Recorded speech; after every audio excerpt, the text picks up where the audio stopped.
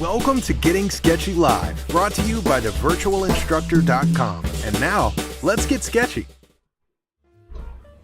Hello there, everyone. Matt here with thevirtualinstructor.com, and welcome to Getting Sketchy Live, the greatest live broadcast in all of YouTube. I'd like to welcome all of you from all over the world, wherever you are. If I can get this chat box to pop back up. There it is. There we go. All over the place. New York City, a couple from New York City, Arkansas, I know Florida. I know you guys are from all over the world here, and we're glad to have you here. If you want to tell us where you're from in the chat box, that'd be great.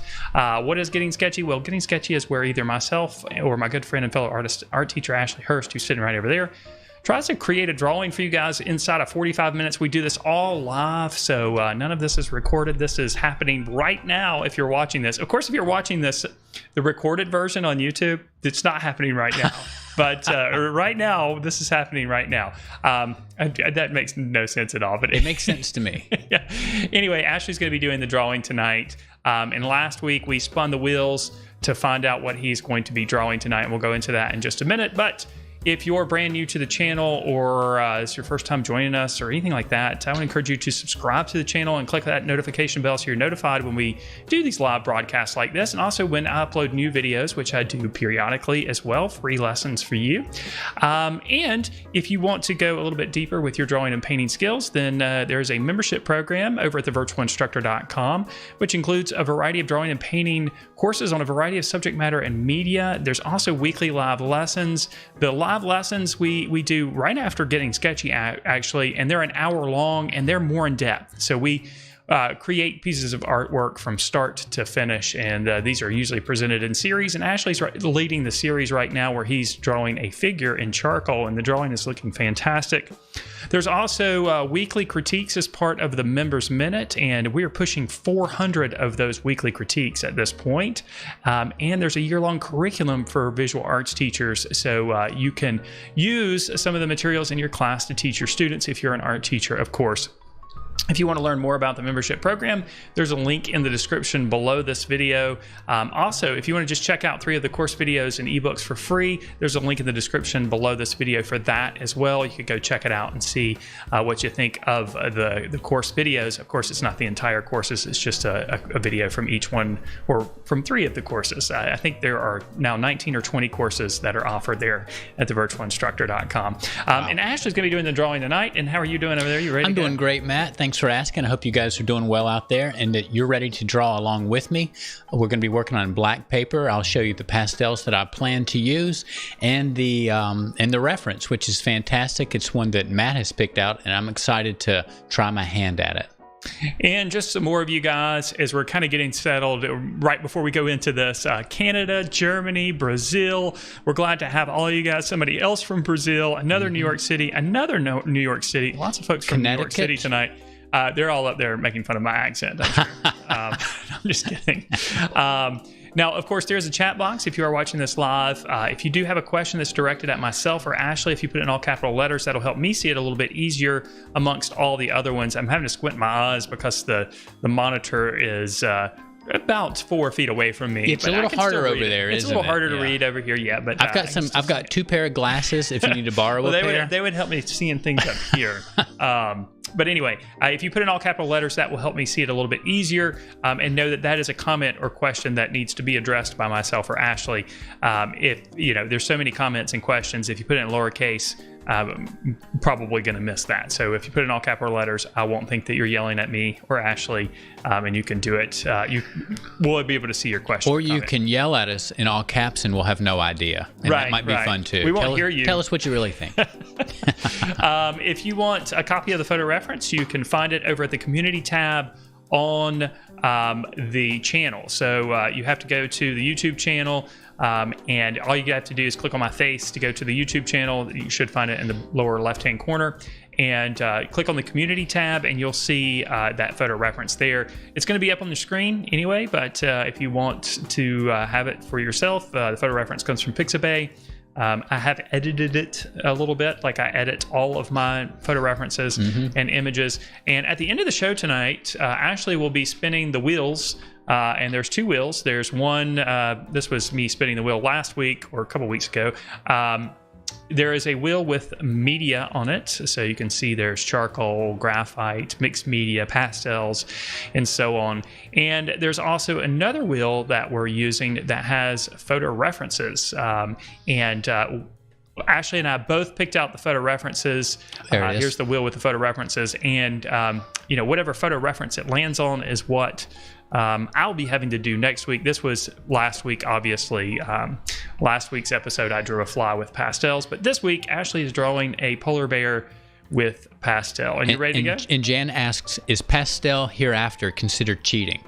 Is pastel hereafter? Like if it continues to land on pastel? And the answer is no. No, that's not cheating. This season could be all pastel. It's possible. And we did say that we could choose to substitute Conte crayon in place of pastel. Yeah, just for variety. Yeah, and oil pastel too is included in that as well. So, unlikely that everyone will be pastel this season. It's just so happened that the first two are pastel. Matt, I just thought of a third wheel that we could add. Oh no! Yeah, and a third wheel that has just my face and Matt's face on it. Isn't that a bad thing to be a third wheel? Yeah, right. Yeah. That's what makes it funny. Right. And we could spin the third wheel at the beginning of a show to see who draws, not knowing who's going to draw until it's time to start the timer. Oh, we can't do that. That would add some stress. We can't do that because. Like I think I said a couple weeks ago, we put preparation into this before we go live. We cut the paper. That's right. We make it a specific size, know. So, Ashley's paper is a little bit smaller than I've seen his paper this week. It's smaller than the paper I used last week. It's a different type of paper. Yeah, that's true. That's true. So not a possibility. While we would be great as third wheels because this is getting sketchy, and we're sketchy anyway. Mind if I tag along? All right. So I think we're ready. You ready? Yeah. We'll go all right. So we'll get into this one.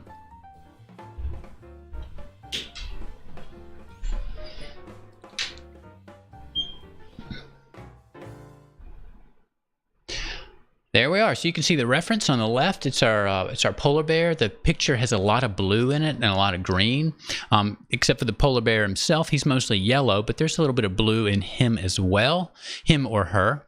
Not sure how to tell polar bears apart in terms of their sex from the front. So we'll assume this is a male polar bear for tonight, just for the purposes of talking about him. And I'm going to be using a variety of pastel. I'll show you my little pastel tray to start with. These are just some colors and some pencils that I've picked out that I feel like I see in the artwork, but I've got some backup pastels as well. So there's a variety in this little tray. We've got Conte Appareil pencils. We've got Derwent pastel pencils also, so 2 brands of pastel pencils. I mostly chose the colors I wanted from different brands. These longer, thinner pastels are new pastels. They're harder, and a lot of times artists use those first and then move on to the softer pastels to layer on top. The soft pastels that I'm using tonight are Winsor Newton half sticks pastels. They are artist quality pastels, but they're one of the half stick sets that sometimes you can purchase to get more pastel colors for the same low price as longer sticks and less of a quantity. So this is what the Winsor Newton half sticks normally look like. Of course, I've already pulled out a few, and these are pretty well used. And then the new pastel set that I'm using, I think this is like the 36 set. There are some other colors I'll probably pull from here that just aren't in my little tray yet. So that's what we'll be working with, of 4 different brands all used together.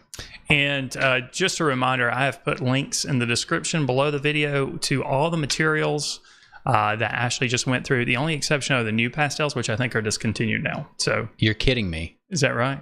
Not the new pastels. They can't be discontinued. I think so. I think that was discussed, wasn't it? Well, I knew that the Prismacolor sticks were discontinued. Oh, yeah. I'm wrong. I'm thinking about the art sticks, not the new pastels. That was going to be devastating. Sorry about that. I'm glad to hear that. I was going to think, how am I going to preserve these new pastels for the rest of my life?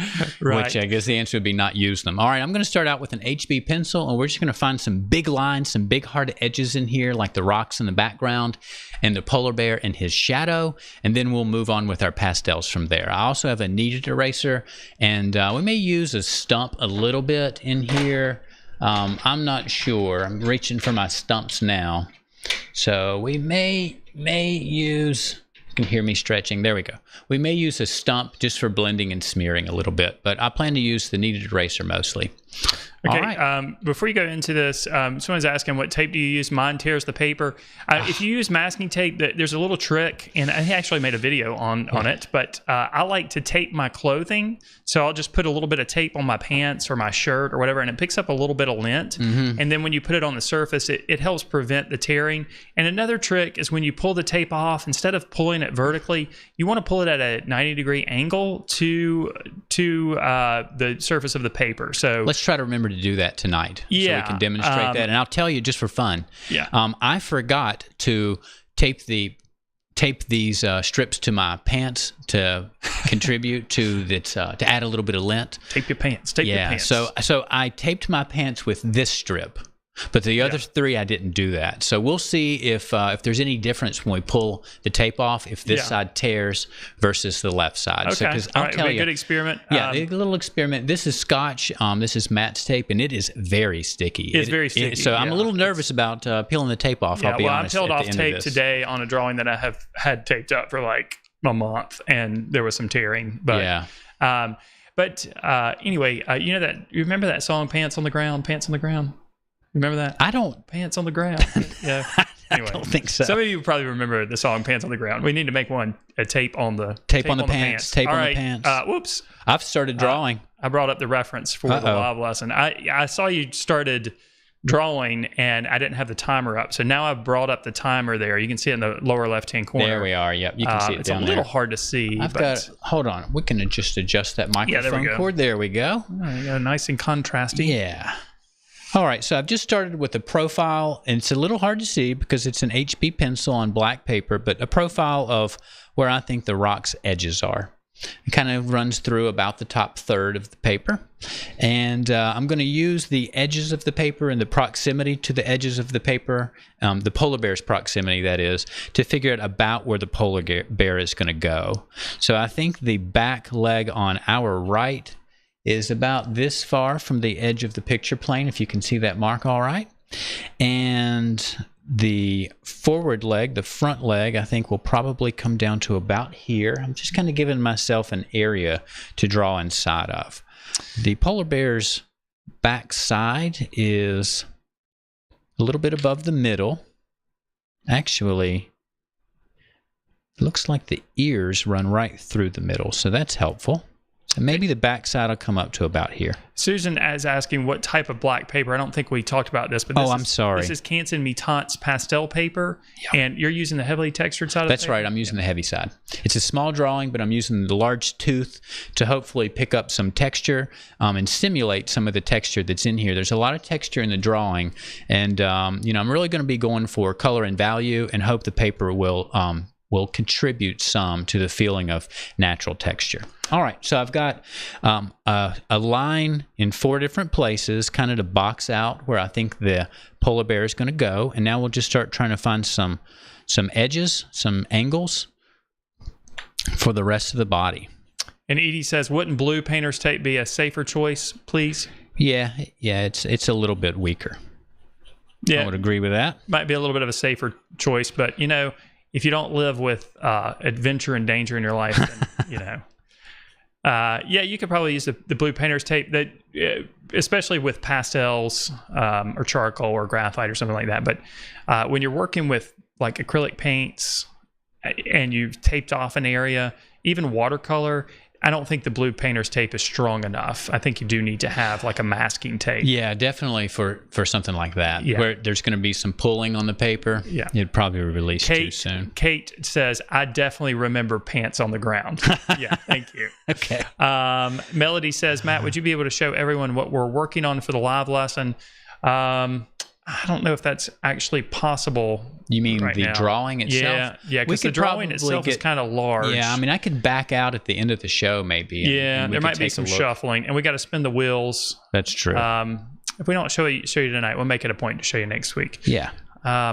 You saw the photo reference. It popped up there for a second. I pushed the wrong button. It's very exciting, very exciting. I'm loving the drawing and the subject. All right. So I've been drawing with pretty straight lines so far, just trying to find angles in the organic shape of the bear. And we need to find his head. I used a negative shape here between the legs, so that may help you to look at the shape. It's almost a sideways trapezoid, the shape that is empty space between the legs. So that may be helpful. I'm going to use that empty shape to start to try to find the head, which starts just slightly above it. And the center of the head is sort of in line with the right side of the forward leg. So that'll help us place the head, I believe.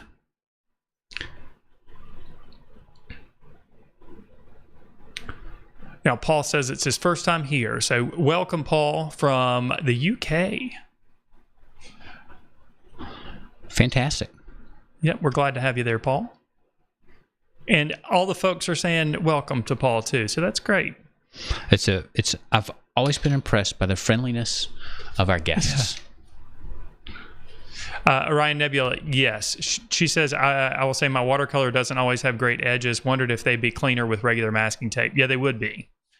But you do have to think about the tearing of the paper. But again, if you tape your pants or shirt and you're not working on a painting or drawing for a month or several weeks, then the tape should tear off without issue. All right. So we'll take a little time to do some revision to the body's shape. I don't think my bear's rump was just quite high enough. All right, Brazen Spirituality. This is our first time here, too, from Houston, Texas. Now, there might be a lot of people here for the first time, and these are not in capital letters, so it might get out of control here. So welcome all first-timers here. All right, I'm liking the overall shape of the bear so far. I think I'm going to just find a few edges on the inside of the bear where some values are just, some distinct value changes happen. And the polar bear is possible. The polar bear is made possible by the wide range of value in his body. He is a very light subject, but you'll notice there's only a little bit of white in his body, and it's right here in this area, a little shape that I've blocked out, and then there's a shape on our right side of his head that is pretty white also, and maybe on his nose a little bit, but that's about it. Everything else in the polar bear is different intensities of yellow, really, yellow and browns. All right, I'll go ahead and we'll find a hard-edged shadow down here, and it'll be time to start laying some colors down. One of the things I liked about this reference, this was one of the references that I picked out, are the diagonals. Yeah, and that's interesting you mentioned that. When you squint at it, there's like a light diagonal. Well, there's a dark diagonal on the top, and then a light passage, then a dark passage, then a light passage. Yeah, everything's at a diagonal. Yeah, there's actually a little bit of a rhythm to it. Dark, light, dark, light, dark, light. I really wanted to do that one. That's the nice one. I can tell. All right, I think we're good.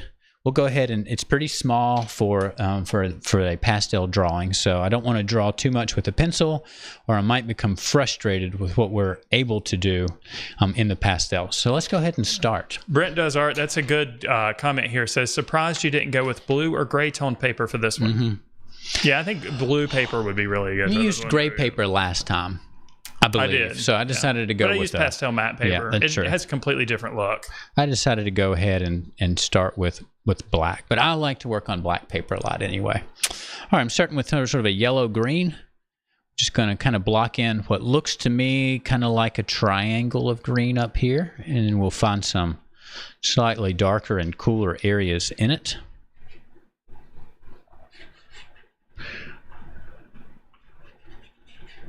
You can really see the texture of that Mitance paper. Yeah, it's pretty heavy, especially with the size that we're working. Those little dimples are pretty pronounced. And just like every piece of paper out there, this paper has two sides. But with the Canson Mitance pastel paper, one side is less textured than the other. And both sides are textured. So you're still going to get texture, which, of course, is essential for pastel.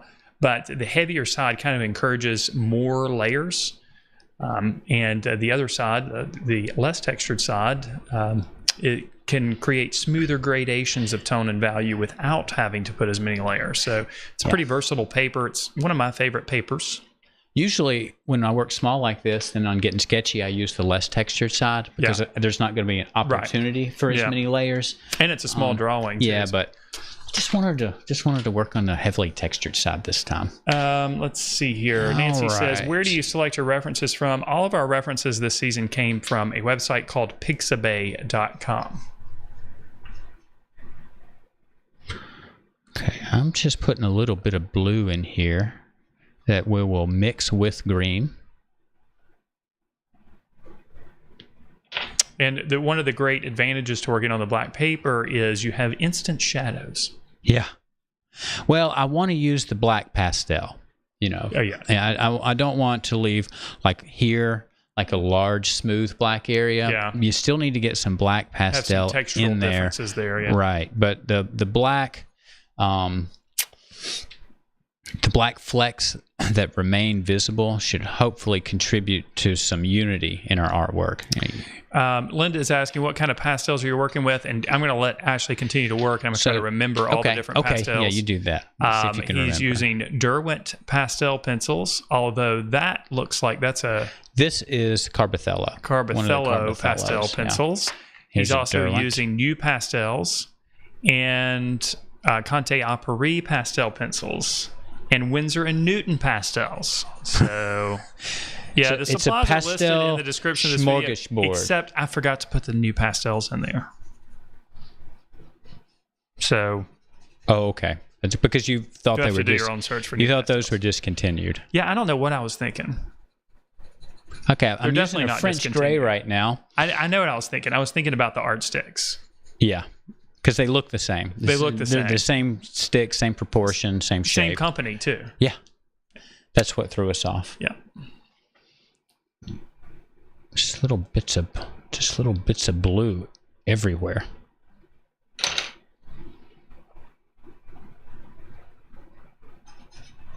I plan to kind of work from top to bottom for a little while.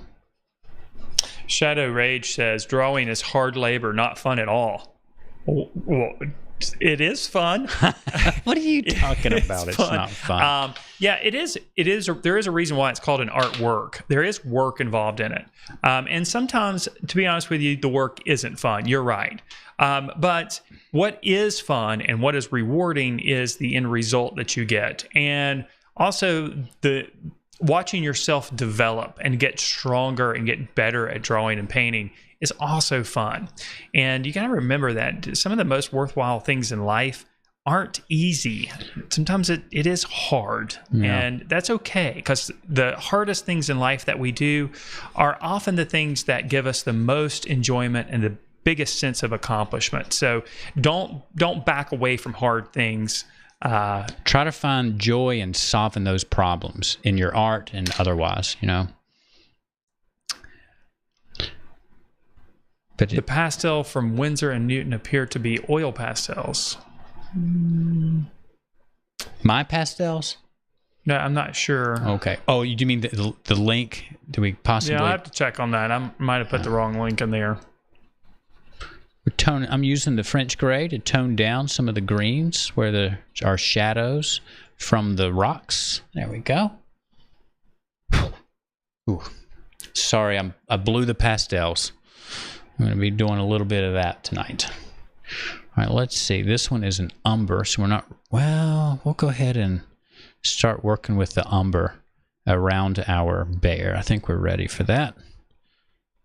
So kind of a neutral, coolish brown for this stone over our bear's shoulder.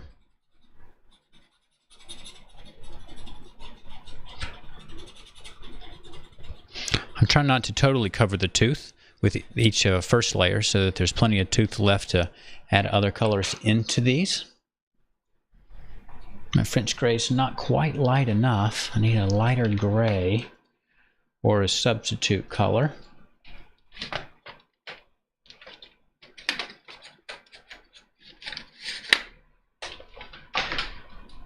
Okay, let's try. There we go. So this is a lighter umber, still in the Derwent brand. So we've got Umber 79D and Umber 79B. Just using these for the lighter stone right over our bear's shoulder.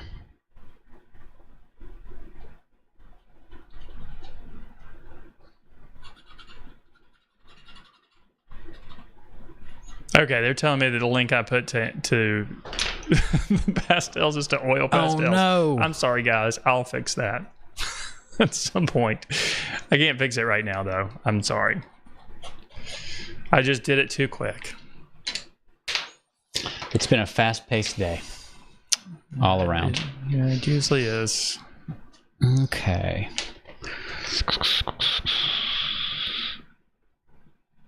Just choosing a blue now to lay into some of these stones on top.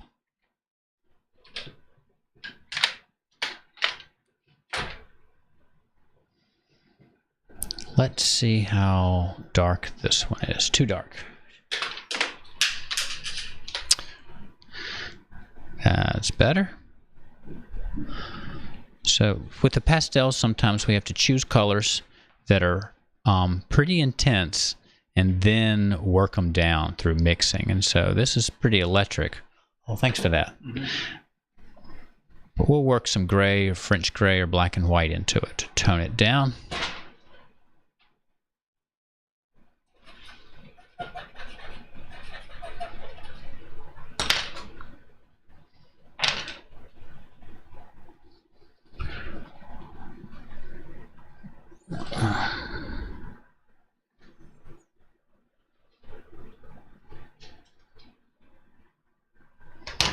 Mm-hmm.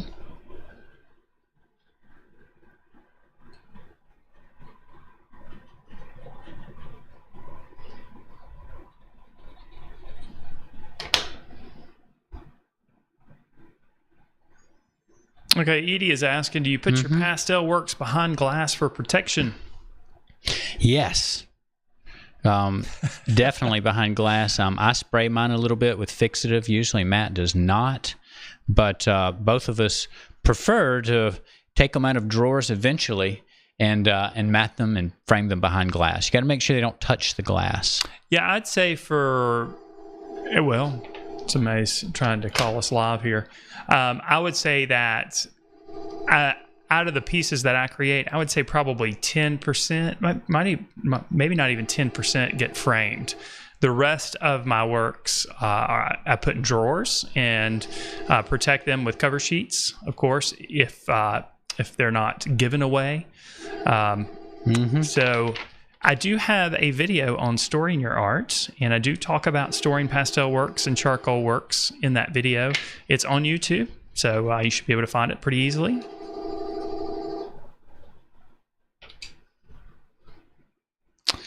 Shane asked, what do you guys think of AI art? I've seen some of it recently, and it's okay, I guess. It's okay. Yes. Yeah. I haven't seen any of it. Artificially drawn art in the style of other artists sometimes, kind of. Yeah. I don't know how I feel about artificial intelligence. I really just kind of don't really think about it too much. Not until they come for us, right? The robots. Yeah. I think about it. I'm interested in it, but I'm a little bit worried because, it still starts as a program. And it's only as good as the programmers, right? Even if they learn beyond their original programming. Well, yeah, there's no originality in artificial intelligence, whether it's art or written blog post or whatever it is. It can only be derivative. And then when artificial intelligence starts and stops, like when it actually begins, is subjective. Actually, it's when do you think there is life? What? Artificial intelligence. Yeah. Some people believe that as soon as a machine starts learning and it is aware of itself, then it's alive and it has rights and it needs to be protected. I don't think so. Supposedly, there is a computer that has been asked not to be turned off because it doesn't want to die. And that's just gonna throw a lot of people There's for a a loop. computer that doesn't want to be turned off. It doesn't want to die, and it's been asked not to be turned off. Is its name Hal? No, I think it. I feel like it was of course, I saw it on the internet, but I feel like it was a story about maybe a Google computer and an employee that had kind of fallen for this computer and was convinced not to let it be turned off. Have you seen that movie Her? Herb? Yeah. No. Her, not Herb. Her. No. It's about, I think it's got that guy Joaquin Phoenix in it. Mm-hmm. And he dates an artificial intelligence. Oh, okay. I know what you're talking about, but I have not seen it. It's a pretty interesting movie. But yeah, it's a little weird. Yeah, Buddy asked, Ashley, are you sketching with graphite on black paper? He did at the beginning, and now he's going over the top of it with pastel. We're starting to pull in some of the lighter values on our bear. I'm just trying to squint my eyes and try to see the edges of where the values meet. Yeah, I don't think you can categorize life as having some sense of intelligence like that, because we've got single cell organisms and bacteria. Is bacteria considered life? Yeah, I guess so. Yeah, one of the parts of the. And they don't draw. They don't create anything. There's not any thinking going on there. I think you have to be able to reproduce, right, in order to be considered. I guess life that's form. what I mean. I think there's going to be a lot of argument over what does it mean to be alive. And like most, controversial topics, we'll probably not reach a consensus.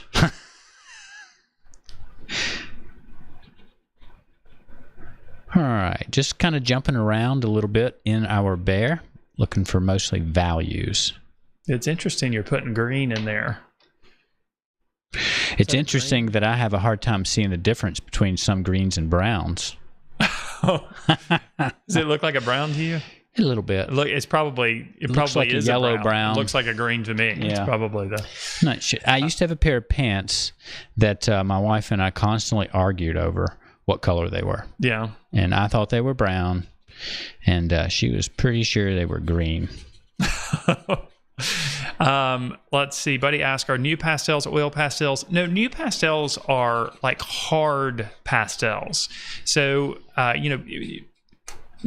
people don't really refer to them as soft pastels anymore. I might be one of the last people on the planet that call them soft pastels, but there are soft pastels, and then new pastels are kind of like harder pastels. If you think about charcoal, and this isn't really a great example, but you have vine charcoal and then you have compressed charcoal, and compressed charcoal is less powdery, of course, than vine charcoal, and more permanent. And the same thing's kind of true for the hard pastels. It's less powdery and a little bit harder to manipulate on the surface compared to regular soft pastels. But all the pastels Ashley is using have a gum Arabic binder tonight. No oil pastels are involved in this. And I'm kind of frustrated by the fact that oil pastels are called pastels because they're so dramatically different that's from true. Soft pastels. They're kind of more like, I don't know, they're kind of like fat colored pencils. Oil pastels are. I like to think of them as paint, just partially dried paint. Mm-hmm. It's some of the softer varieties of oil pastel are definitely like that. Yeah. The Sennelier oil pastels I have are super soft.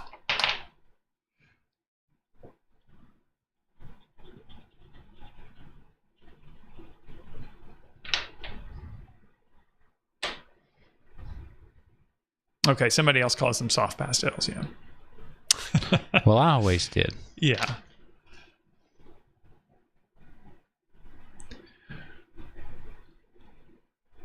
Thank you for that. Artists say?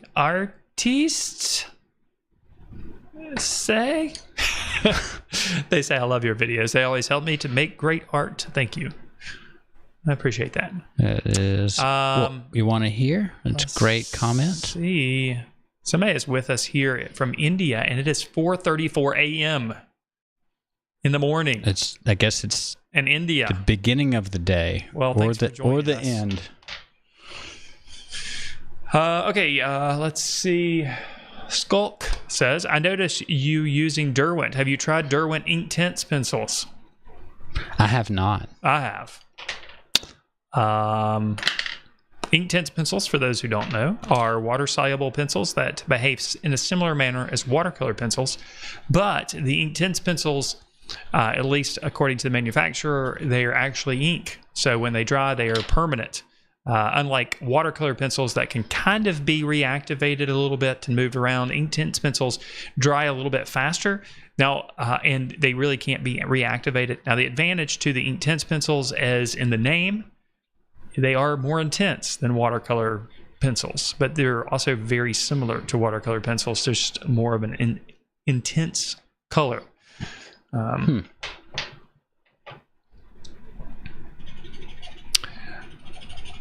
Okay, Jill says, are pastel pencils considered hard or soft? Those are considered a little bit harder. So just like what you would find in a charcoal pencil, you'd find the compressed charcoal. Just like with pastel pencils, most of the time you're going to find a harder type of pastel in the pencil. So it doesn't break, I guess, while you're sharpening it. Yeah. The only exception to that are the Conte a Paris pencils are pretty soft. They're still harder than like Rembrandt soft pastels, but they're pretty soft as far as pencils go. The Carbothello pencils are pretty hard in comparison.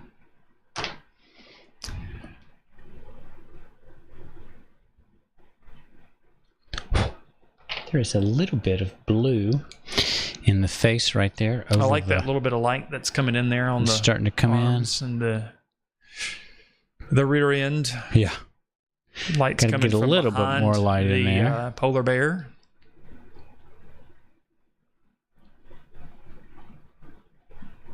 Yeah, Brazen Spirituality echoes what I just said from the reviews. I have seen Inktense will not lift like watercolor either. No, it will not.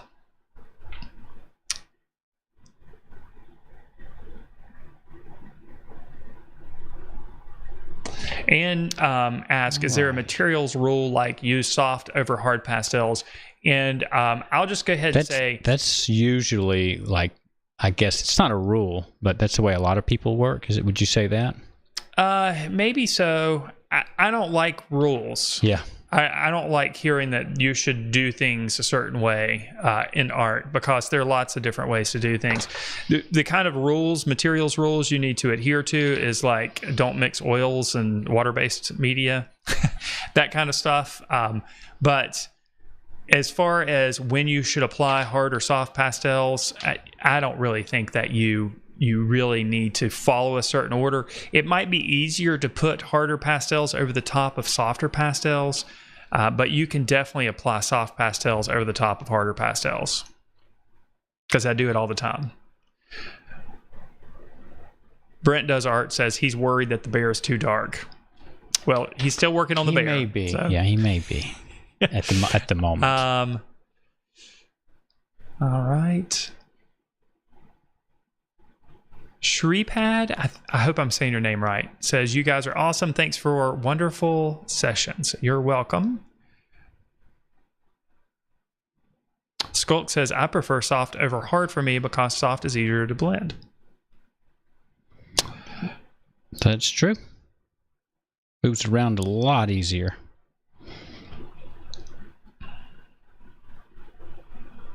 Starting to see some of that bear face there. Yeah, it's starting to emerge. Got 17 minutes left, so I think we're going to be okay. Lots of time. It's really Lorraine says, I really like using pan pastels too. Yeah, that's a good point. I typically like to use pan pastels for like backgrounds or areas that I need to fill in larger spaces. But I know there's lots of people that do complete paintings with pan pastels. Okay. Let's get down into the ground a little bit. Hey, who knows? Maybe the wheel will end up on pastels tonight, and I'll end up using some pan pastels next week. It could. What's interesting about that shadow is that it is a pretty light blue. Yeah, the shadow of the bear. Yeah. Yeah, it is. But darker. There's so much light below it and around it, it still has a lot of contrast. And some of that snow actually looks purple to me. I saw some purple in there as well. And I do have a purple stick I want to mix now, with I'll some. also point out that I did manipulate the colors a little bit. Just kind of brought up the intensity of the color a little bit. I'm going to put a little bit of Cindy blue says in here it would be mixed with cool to see you black. both draw the same picture at the same time. We did that. And we did that one time. Yeah. I can't remember what season it was. It Probably about four or five seasons ago, but it was a still life, pretty bright colors also. You used pastels and I used graphite. Oh, that's right. We had different media. We had different mediums, and we decided that we were going to do that again because it was actually just too much going on at one time. And it was too much on the screen. I mean, we had a reference and two pictures, I think. The reference might have been in the middle. And it was hard to teach anything from that experience. That's true. It was just too much going on. Both of us were down, had our heads down. We couldn't really. No one was looking at the chat. Yeah, it was a good experiment. At all. Yeah. All right. I'm going to get a little bit of purple in here. It would be interesting to see that because we would definitely approach things differently. You mean with the same medium? With the same medium, yeah, same subject matter. Yeah. The way Ashley's doing the bear is fantastic, but it's not the way I would do it. So, and that's great, and that's fine. But I think that would be good to see that. But sure. But at the same time, it's just a little overwhelming. Let's see. There we go. I'm going to soften this up just a bit with our stump. You don't have to. The stump has. You can use different pressures with the stump as well as what you do with just like you would with a pencil or with some other media. You don't have to totally destroy all of your mark making with the stump. You can sort of use it selectively to soften, but not necessarily totally try to fill in the tooth with our blending. Paul says, I have a set of 72 Faber-Castell half-stick soft pastels. Haven't had a chance to try them yet, but wonder how they compare with other brands. By the way, great supporter of Derwent. I have never used the Faber-Castell soft pastels before, but all of Faber-Castell's products are excellent, so I'm sure that the pastels are the same. So I can't really tell you how they compare with other brands. I personally like to use Rembrandt pastels. They're not quite as soft as some of the other pastels, but they're still soft enough for me. For the way I like to make marks on the surface, I like the Rembrandt pastels. But I'm sure the Faber-Castell pastels are great too. And you're using Winsor & Newton, right? That's right. Yeah.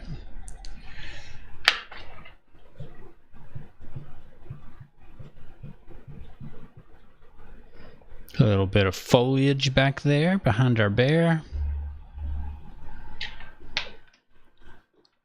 So the black paper is definitely hyping up the contrast. Oh, yeah. Definitely making some strong contrast between the lights and the darks.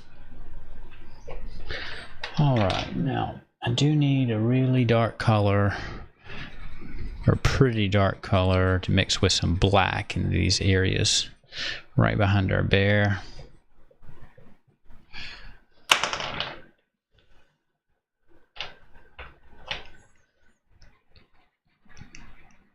There we go. We'll get some black Jen says, that looks so good, there. Ashley. Oh, thank you. Thank you. I feel like I've got a long way to go.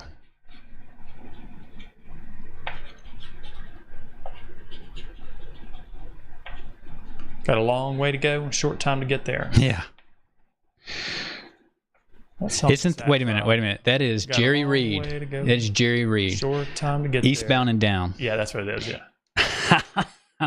I think Jerry Reed is so funny. I love his music. And I'm not sure anybody else does.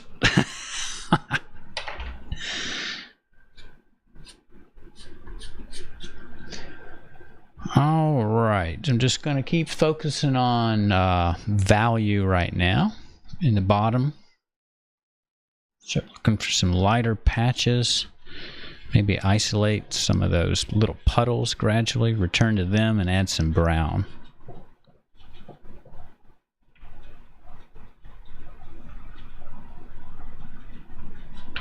Pretty bumpy looking Buddy, back here. I'm sorry you're having such a time tonight. She says, thanks, man. I might answer with a time lapse. Sorry, watching on one screen and the voice on my mobile tonight. So something's wonky over there for sure. Oh, I hate that. Brazen Spirituality says, I love Jerry Reed. Good.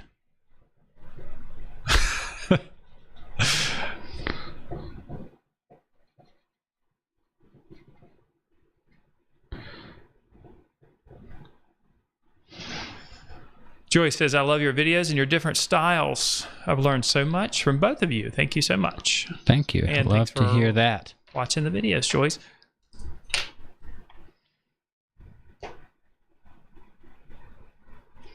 All right.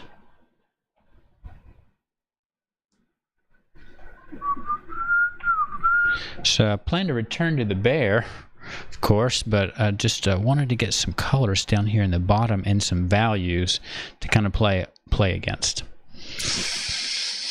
But he needs another eye. He's had a horrible accident right here. We're going to have to fix that. He's been in some scrapes in his bear life, wild bear life.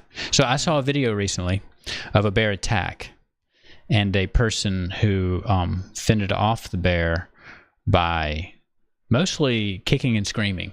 Yeah. And then I showed it to my kids so they would know what to do in case of a bear attack. Act big, act mad, and act crazy. And they were under the impression that you played dead. And I said, no, that's an easy meal right there. If you don't move, you're pretty easy to chew. I think the chances of me encountering a polar bear in the wild are pretty Well, this wasn't a polar bear. This is a black bear like we have in our area. Yeah. You know, if you go hiking, a black bear, you can encounter a black bear. Yeah, that's true. I mean, in our area, the surrounding states for sure. I would just punch them in the mouth. Well, that's what you do with a shark, right? You just punch them. Yeah, now that's a legit. And I have seen those videos. Sharks are legit. Right. I have seen a video of a shark being punched. That is definitely something to be feared. Yeah. But the bears, it's not something that I have nightmares about. I guess because I just don't spend a lot of time in the bears' natural habitat. But the sharks, I am in that habitat. Well, that's what it is. You think about the sharks. Yes. Because you swim and surf in the ocean a lot, and I'm glad you do. I'm glad you're looking out for them. There's times out there. There's not many shark deaths. Black, the water is black, and it's a little creepy, and you see stuff. I mean, Oh yeah, I've had stuff brush against me that has been pretty alarming. It's probably just a fish, but it still kind of scares you out there, and it's partly because you can't see it. Did I tell you about what me and Mike saw in the ocean? No. Well, we were out there surfing, and I was closer to shore than he was, and I saw a little head stick up out of the water, and I thought it was a snake. Looked like a sea snake. Oh wait, I think you might have told me about it. What was it? A sea turtle. But it was but Mike saw it too and started freaking out. I said, "Is that a snake?" But it was a sea turtle. But that was really freaky to see. Because it's just not something you normally see there in the water. It's just the fact that it's unexpected, you know.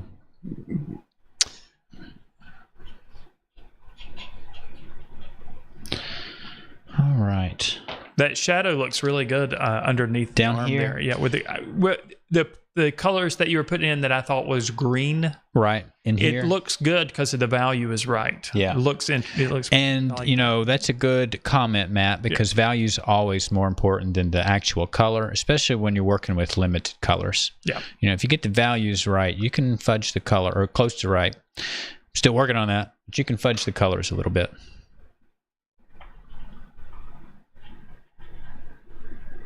This is the actual white. First time we've used white in the bear. I've been using just light yellows for the lightest areas up to this point.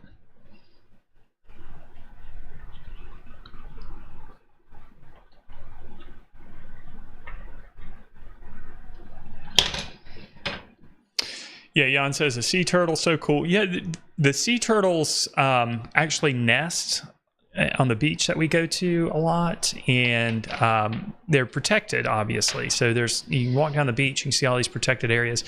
And I spent a lot of time at the beach, and I have actually seen sea turtles hatch and go to the ocean. And I've been running on the beach in the morning and seen fresh mama sea turtle tracks. So before the sea turtle people have found it, I've seen the tracks on the beach. So it's pretty cool. There are a lot of sea turtles, but you don't really expect to see them like swimming around you. They're so, I mean, I bet they're a lot bigger in person. Yeah. You know. Melody asked, the gentleman who is creating the huge art piece finish it? He did. Yep. And it's going to be critiqued soon. The Members Minute comes out tomorrow, and I actually did not get a chance to film it today, so I'll probably film it tomorrow. I definitely will film it tomorrow and post it tomorrow, and that is actually the piece that I'm going to critique. I've already got it all ready to go. So you'll get to see it there, Melody. And the rest of you will too if you're members at thevirtualinstructor.com. That'll be part of Members Minute this week.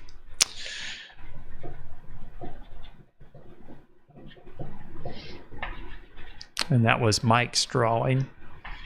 A huge colored pencil drawing with like a bajillion still lifes in it.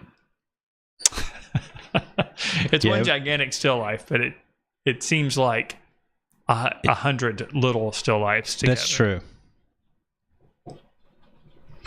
All right, we need some lighter values under this leg and some darker values in this leg because we were losing a little bit of contrast in there.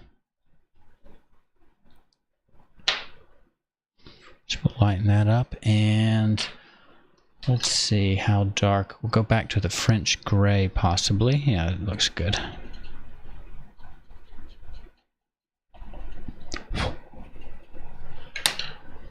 Okay.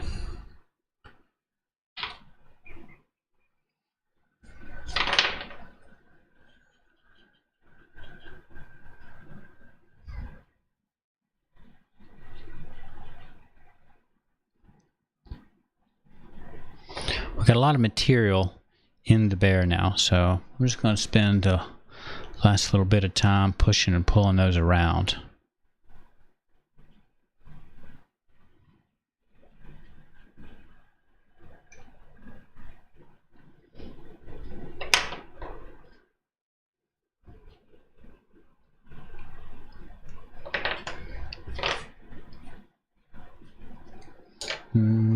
Try this.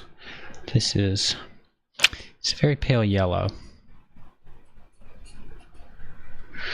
We'll use it for some individual strokes where the shadows meet the light.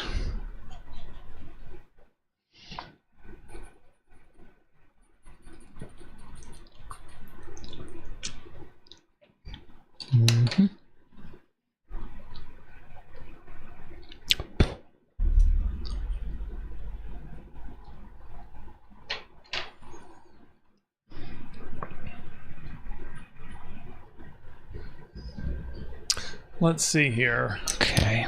Brazen Spirituality says she has a 2.2, or he does. I'm not sure if that's it. I can't see the picture. It's so small. They have a 2-part question above. I must have missed that. Let's see if I can find that. Oh, doing a project for my hubby. Okay, so figure that out. Do I dare try adding water after I get the pencil portraits done? Okay. The whole thing is I'm doing a project for my hubby drawing 9 small portraits in watercolor pencils. Do I dare try adding water after I get the pencil portraits done? Yes. If you're using watercolor pencils, yes, you should be adding water as you go through the process. Yes. I have a few videos on using watercolor pencils.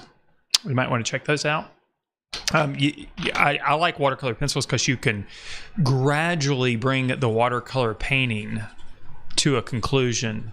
And for those of you who like to make marks with a pencil instead of a brush, it gives you that opportunity. But yeah, use the material the way to its fullest potential. and that is activating the pencil after you apply it with water. You can layer a few different colors and then activate that section. It's fantastic. I do like watercolor pencils. For a while I didn't like them, but now I like them. You just used them enough to feel like you're acclimated to them. Well, maybe. I think they're really good for certain subject matter. You remember that green bird I did with the red background? Yes. That's watercolor pencils, and I think... Oh, that's right. There's people that use them pretty loosely and allow the pencil to be shown, but I really think, for me anyway, the way I like to use them is to put down colors and layer them, and then activate the colors so that it looks like watercolor, but it was applied with a pencil. All the way. Smooth it out all the way with the water. Yeah, for the most part. You can still leave some textural marks, but they're still so muted that they look almost like a pencil drawing in a watercolor painting. You know what I mean? Yeah. Well, I've done a few drawings with watercolor pencils, and I felt like it was hard to maintain intensity a little bit, but yeah, might you definitely have brand. to layer them up. But that's something with watercolor anyway. Anne says, is there any medium to activate pastels? Yeah, you can use water with pastels. And it kind of turns into a paint a little bit. But like a watercolor paint. It still has gum arabic in it, right? Yeah. Which is the same binder as watercolor. Yeah.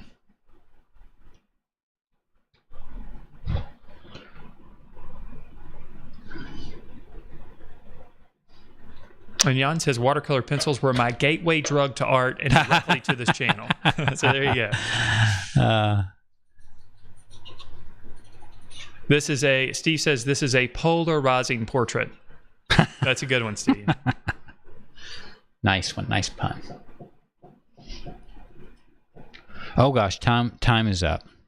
Time is up, but remember, it's a keep suggestion. Going just a little bit. Just a little bit. Yeah, I think adding a little bit more of some clarity in that face helps. Yeah, I think so too.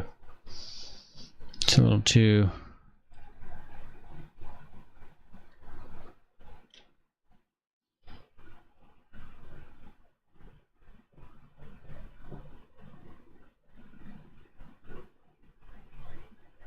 So a little passage that we're going to accept towards the ear. Yeah, Dale says, I've seen alcohol used with pastels. Yeah, you can definitely use alcohol with pastels as well. Jayla Rose says, what is your biggest tip for artists to stay consistent? Well, consistency is really up to you. That seems more like a motivation kind of thing and having grit. I think in order to stay consistent with your growth, you need to practice every day, obviously. But if you're talking about staying consistent as far as style goes, that's something different.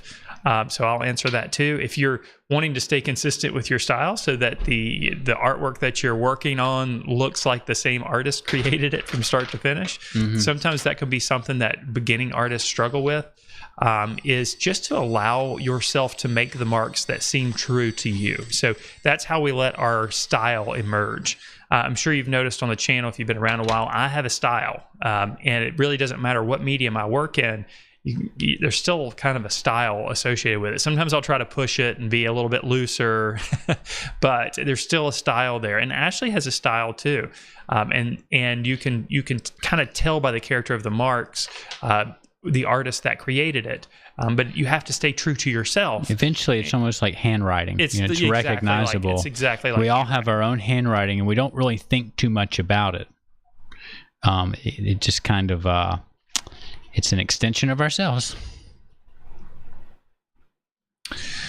Okay, Melody says you can go through the YouTube videos. This is referring to a question earlier about watercolor pencils. Matt has a whole course on watercolor. That's true.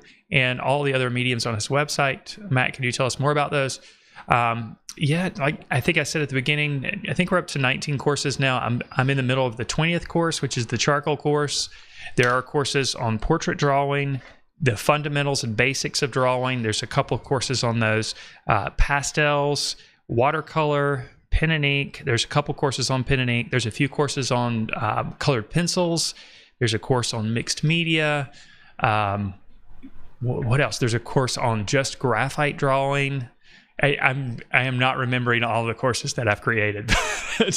Well, how many did you say there are? 19 courses? There's 19. There's one on using Photoshop as an artist. There's 19. I think I'm in the middle of the 20th course. And then there's live lesson series.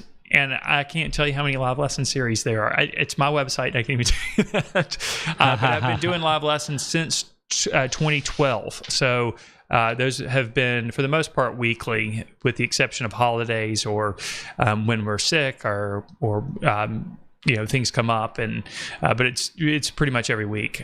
So there's a lot of those lessons, and they're all available to members. So you can go check that out. Again, there's a link in the description below. Norlene says, looks great, Ashley. You never disappoint. Well, thank you. I feel like this one has been a real struggle for me. So I appreciate those comments. It's starting to shape up now. I wouldn't mind another 45 minutes or so. Yeah. Matt, could you reset the clock? No, I'm just kidding. But I got the blocks of color. There we go. Yeah, there we go. Start over. Got the blocks of color I wanted in there, and I feel like I've gotten the contrast I want in the bear. I would just like to keep manipulating the colors a little bit through mixing. But I do like the difference in value so far in the bear, for the most part. And Sandra Kane says, looks really good, Ashley. Thank you so much. I'm going to have to stop touching it because we have to get ready for another show. Yeah, the live lesson's coming up in just a minute. And we have to spin our wheel. Oh my gosh, we got to spin the wheel. Is going to be continuing that wonderful charcoal drawing that you're doing. And I think the drawing looks great. We'll call this one complete. But we got to pull off the tape. Oh, that's right. We've got to test the tape. Yeah, we got to test the tail of the tape. It's like a boxing match. Tail of the tape. All right, here goes. You can hear all my pencils clicking. Boy, there is a mess over here. I wish you could see all this dust. The whole table looks like this. Just give it a big blow. You should see my iPad screen right now. It's more dust than pixels. All right, here goes. So I'm going to pull low and away. See that 45-degree angle, yep. Right? Or 90-degree angle, I mean? And that's working just fine, even though this is... now, it was just recently applied, but I did not tape it to my pants to try to weaken its adhesion.